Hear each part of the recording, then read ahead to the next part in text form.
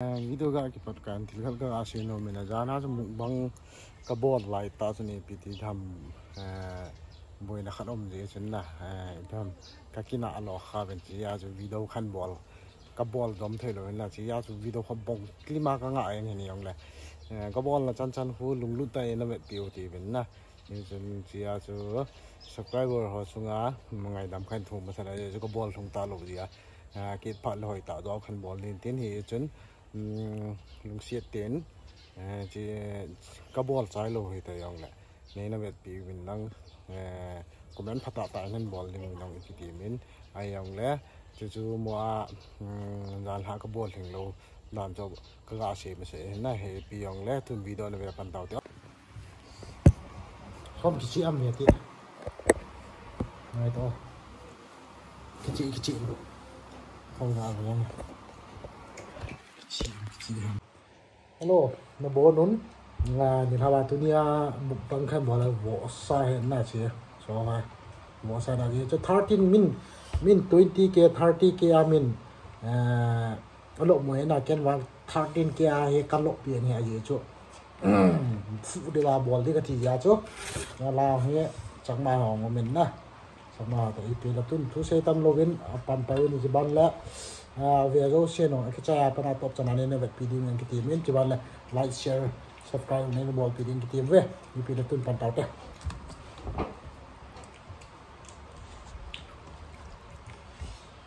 tham bằng nào tôi hy vọng nó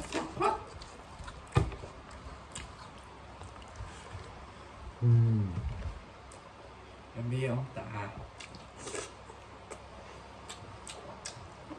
ai vi ông lệ tí kỳ hay được không ai vi ông lệ tí kỳ hay được không live cái ball luôn nó có đó live không một cái gì vậy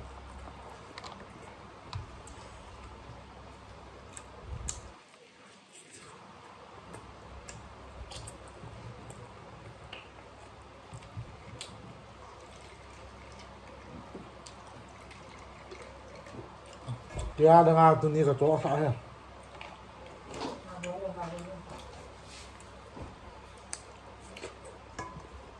hạt bị bệnh cho hàng cái tia đấy live cái bộ này ông đăng đầu cùng đăng này là vụ thứ bao sẽ nhỉ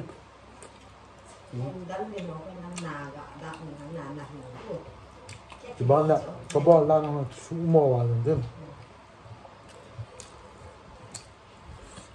bố nét tài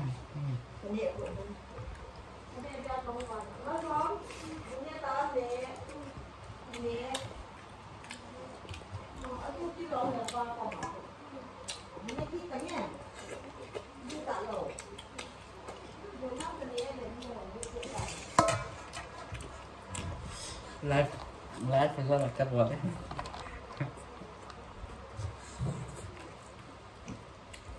như vậy